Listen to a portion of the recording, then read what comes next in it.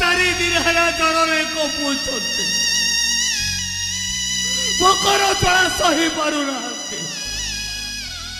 ମୋ ବାପାକୁ ବଞ୍ଚେଇବା ପାଇଁ ଆମକୁ ପିଠା ଗଣ୍ଡେ ଦିଅନ୍ତୁ ବାବୁ ବାବୁ ଆରେ ଆମକୁ ପିଠା ଗଣ୍ଡେ ଦିଅନ୍ତୁ। ମୋ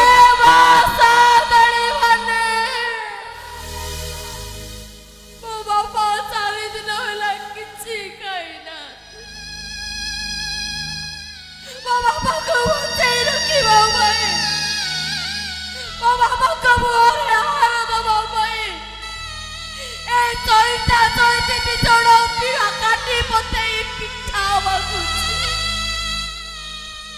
ଦିଅନ୍ତୁ ଭାଷା ଦଳି ଏ ଚଇତା